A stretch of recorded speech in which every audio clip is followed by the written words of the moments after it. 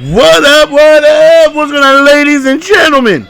It's your boy Jez. Welcome back to another Madden 16 gameplay. And today, we are in season number 5. Brand new start. It is the debut of Dante, Culpepper, and Rondé Barber as we go through and show you guys our lineup. Give me 1 second. I'll turn this TV down. Paw Patrol out here bugging. Sound like I'm at a Paw Patrol concert. Hopefully, I don't sound as bad as I think I sound. But I think I sound as bad as I think I sound. I'm only getting worse, ladies and gentlemen. I said I'm only getting worse. So, there's an issue with the first gameplay. Because as I was recording, it kept stopping viciously horrible. So, and it sucks too. Because there was only one real good highlight out of the entire game. I absolutely had an amazing run with Curtis Martin. The run was biblical. Other than that, I mean, we did what we had to do, man. I pieced together the little footage that I could show of this first game as we take a look at his starting lineup right here. Well, not his starting lineup, but his top 3 players. Excuse me. And so after this one, we're going to jump straight into game number 2. Because game number 1 pretty much was just a wash. And like I said, there's nothing I could do. The editor kept, the recorder kept bugging and stopping and doing all this other non-biblical nonsense. But nonetheless, man, Dante, Culpepper, Rondé Barber finally here. A lot of people asking me what I think about Culpepper. And I've only played 5 games so far with him. So it's really tough to tell. But he has yet to miss a throw for me, though. At least I can say that much so far. He hasn't overthrown anything yet, which is the one problem that Elway had. The fact that he overthrew, like, everything. And it was really, really, really frustrating. The fact that he overthrew not everything. You know, I'm exaggerating. But he overthrew a lot of stuff. So far, so good with, look at him throwing dots right here. Oh, that's me throwing dots. Never mind. I'm like, damn, he's out here piecing me up. We go deep up top, and that right there was just a bad read by me. Definitely my fault. Can't blame nobody but me. Just, trying to, I'm very tunnel visioned. Like, before the play starts, I got my one receiver I'm going to. And even if he's triple covered, I throw it anyways. I don't even make reads. I just hike the ball and I just throw it up and hope for the best. Hopefully my one read isn't covered. You see, then this keep happening, and we had to freeze, and we had to, it got ugly. So, unfortunately, we pretty much lost the rest of game 1. But we did end up winning 14-0. Like I said, the recorder just fizzed out on us. But like I said, we did win 14-0. So, here we go on to week 2. And right here, just trying to, stay on your feet, young fella. So, we go 0-0, man. Right here, we're trying to run the ball. Is that Dre Archer? I believe it is. Oh, here's Dre Archer right here. Is that Dre Archer? I can't tell. I can't tell, man. Because as I'm doing recording for whatever reason, sometimes it's tough for me to tell who's who. Right here, Culpepper is out here throwing dots to Herman Moore, and he could go. Oh my God. That sounds horrible. As Herman Moore ends up going into the end zone, scoring the first touchdown. Culpepper throwing dots, man. Like I said, so far, no complaints. I just wish he was a little bit faster. Even though I don't really utilize my quarterback like that, speed-wise, I tend to, stay in the pocket. I've always been a pocket passer. So, but if he was a little faster, I would probably change my playbooks and get a few more read options and things like that. So here we go. He decides to go for it on 4th and 19, and he just tosses it up, hopes for the best one-on-one situation. Almost had it, but thankfully he ends up dropping it. Right here, we end up running the ball with Archer, and he ends up scoring a touchdown. Best running back in the game, man. Go get you one. Only 3K, sometimes 4. But I mix it in. I don't use them primarily too much, even though I would if I wasn't a YouTuber. But because I am, I know you guys don't want to see Dre Archer gameplay. You guys rather see the LaDainian Tomlinson, or you guys would rather see Curtis Martin and stuff like that. So I'll sneak him in every now and then. He'll get a good, decent amount of carries. Right there, don't test the user. He is so disrespectful. Somebody please give that gentleman a link to my channel. Let me know. Do not throw the ball my way. We got ourselves a run commit right here We toss out of the backfield to Martin. Excuse me. What's crazy about that is that in that formation, I was doing cross drags. I never put the running back out on a route. I always leave him blocking.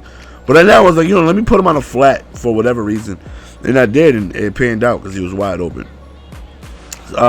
Because on cross drags, all the routes are going over the middle except the drag route from the tight end. So when you run commit on that play, if they run commit down, the middle is crashed, and that's where all my routes are going. So I can't really throw the ball there. So thankfully, we had that running back route. There we go, picking up the first down, but we're up 21-0 at this point. Not really feeling. He tried to hit us with the flea flicker though. He must be a Cookie Boy fan. He's not really giving us any sort of threat offensively. Defensively, we're not having any trouble. On our offensive side of the ball, we're pretty much doing everything it is we want to do, which is scoring every time we touch the ball, running the ball pretty well. Goes up top right there, almost had it, but it's batted down. And again, another user interception right there. I feel like I just sound horrible. We got the streak booty butthole naked right there, and there is oh my goony Google. There is OBJ. Now watch me whip. Now watch me nay. Like I said, man, Culpepper has yet to overthrow a pass, man. He's just been throwing these lasers, man, and I definitely love when my QB is throwing lasers, molten hot magma. I wanted laser beams. So there the QB is right there, man, running. Decides to throw a fader when he throws a dot, and then he breaks the tackle. That's my problem. I go for the hit stick too often, and it tends to lead to broken tackles like that, which is extremely frustrating. Should have just went conservative and just got him down, but you know me, always trying to go for that big hit. So here we go after a sack right here, 3rd and 12. Rolls out to the right side, and it looks like he was going to take off, change his mind, then threw a pass. He threw a fluffernutter straight to the defense, and we end up getting an interception. So we go into halftime up 28-0, and as always, I try to leave it suspenseful for you beautiful ladies and gentlemen. Probably just gentlemen. I don't see too many ladies watching my videos. But it's safe to say that we're going to go on ahead and win this game. Not that I can't lose a 28-0 lead. Oh, I'm sure I can. I'm sure sometime around my life I have.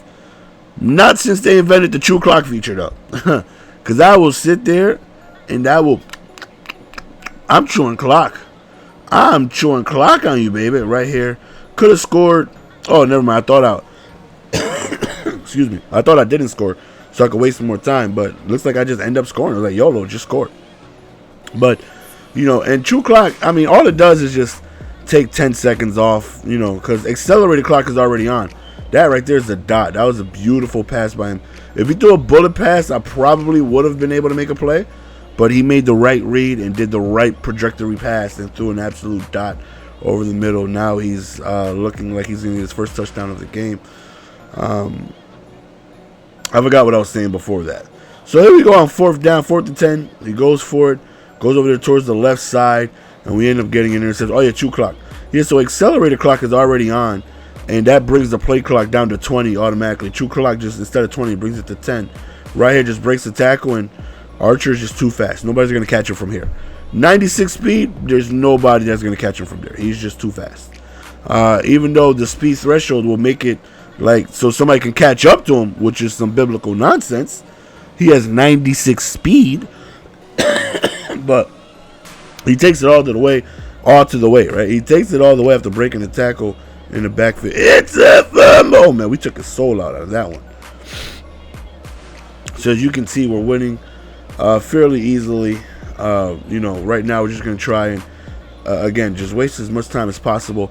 In games like this, usually, only bad things can happen. Only bad things can happen when you're playing a blowout game like this. What you mean, GS? Let me tell you. When I say only bad things can happen, it's clearly I'm going to win. There's nothing, he lost. There's nothing you can do. But when games drag out like this, I say only bad things can happen because you just feel like a disconnection can happen or excessive grieving or just something to somehow make you lose the game. And I hate when There's just like a big blowout, which doesn't happen too often because 98% of the folks you go against, they quit. They don't really play the game like that. They just end up quitting. So these type of games really don't happen too often. They really don't. And when they do, you get a little frustrated because you just feel like something's just going to go against you and you're going to get your win taken away from you. You're going to get shunned away from your win. Right there, nice little crossing route right there. Ends up finding somebody on the right side. So as you can see so far, Culpepper, excuse me, Culpepper has been doing pretty good, man. Just making good passes, man. That's all I ask for. That's got to be, what, our third user interception or something like that. Right here, he actually sends a blitz. Kind of scared me. Like, oh, snap! He blitzed me, and I got scared. So here we go right here, running to the right side. I mean, Archer didn't even have the angle, but he's just so fast. You know, just look at the speed that he has.